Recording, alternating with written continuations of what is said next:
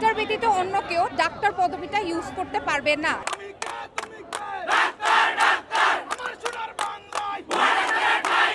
যে সাদা অ্যাপ্রনের অপব্যবহার নিষিদ্ধ করতে হবে। স্কুলের স্টুডেন্টরা পর্যন্ত হচ্ছে সাদা অ্যাপ্রন পরে, যে ওরা আসলে ডাক্তারই না। এর জন্যই তো আমাদের আন্দোলন। ওদের দ্বারা যে ভুলগুলো হচ্ছে এটা দায়ভার আলটিমেটলি আমাদের নিতে হচ্ছে। আমি হচ্ছে এমএ সমরিতা মেডিকেল কলেজের 4th বর্ষের একজন শিক্ষার্থী। ডাক্তার ব্যতীত অন্য কেউ ডাক্তার পদবিটা ইউজ করতে পারবে না হচ্ছে আমাদের দাবির মুখ্য বিষয়। যদিও এটা হচ্ছে বিএমডিসি মেনে নিয়েছে, কিন্তু ওদেরকে যে রেজিস্ট্রেশনটা দেওয়া হয়েছে এর ভিত্তিতে ওরা হচ্ছে প্রাইভেট চেম্বার করতে পারবে, যেটা আমাদের স্বাস্থ্য ব্যবস্থার জন্য খুবই খারাপ। ওরা দেখা যাচ্ছে একটা প্রাইভেট চেম্বার নিয়ে বসেছে, রোগী রেখেছে। ওদের তো পর্যাপ্ত জ্ঞান নেই, যেটা হচ্ছে আমাদের এমবিবিএস বিডিএস ডক্টরের কাছে আছে, ওদের কাছে এটা নেই। তো ওরা দেখা যাচ্ছে একটা ভুল চিকিৎসা দিয়ে দেবে, এর দায়ভার আলটিমেটলি আমাদেরই নিতে হবে। এটা তো আমরা নিব না। কেন নিব? আমরা 6 বছর যে পরিশ্রম করে পড়াশোনা করে জ্ঞান অর্জন করি, এরপরও দেখা যায় আমাদের মাঝে মাঝে ভুল হয়ে যায়। এটা আমাদের কোনো ইয়া নেই, আমাদের ভুল হয়, আমরা স্বীকার করি, কিন্তু ওদের ভুলের দায়ভার আমরা কেন নিব? যে সাদা অ্যাপ্রনের অপব্যবহার নিষিদ্ধ করতে হবে। সাদা অ্যাপ্রন দেখা যাচ্ছে শুধু ডক্টর না, নার্স না, আয়া না, এমনকি যারা মিল্ক ভিটা কোম্পানিতে জব করে ওরাও দেখা যাচ্ছে যে অ্যাপ্রন পরে অ্যাডভার্টাইজ করে। এমনই একটা ঘটনা যদি আমি বলি, আমি একদিন আমার কলেজ থেকে ব্যাক করছি, তো একজন হচ্ছে মিল্ক ভিটা কোম্পানি ডক্টর, সে হচ্ছে অ্যাপ্রন পরা ছিল, আমি অ্যাপ্রন পরা। সে এসে আমাকে বলতেছে যে স্বাস্থ্য বিমার জন্য আপনাকে হচ্ছে আমি এই অফার করছি, এগুলো।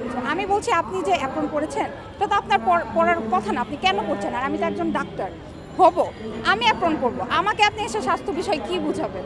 এই বিষয় খুবই নজরদারি করার খুবই দরকার আছে। এরপর দেখা যায় যে আয়া বা যে কোনো মানুষ যে কোনো বিষয়, এমনকি স্কুলের স্টুডেন্টরা পর্যন্ত হচ্ছে সাদা অ্যাপ্রন পরে। এটা হচ্ছে বন্ধ করতে হবে, কারণ সাদা অ্যাপ্রন একমাত্র ডাক্তারদের পোশাক হওয়া উচিত, যেটা আমরা মনে করি। আমাদের যে ডাক্তার হওয়ার জন্য আমরা যে শপথ গ্রহণ করি, ওখানেই প্রথমে থাকে যে সবার প্রথমে মানবতা।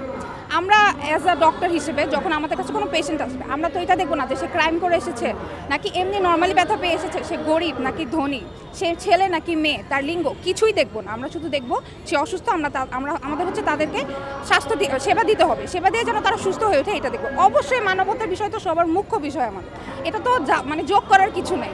আমাদের যখন আমাদের শপথ গ্রহণ করানো হয়, এটাই সবার আগে পড়ানো হয়, এটা যোগ করার কিছু নাই। যে ওরা আসলে ডাক্তারই না, এর জন্যই তো আমাদের আন্দোলন।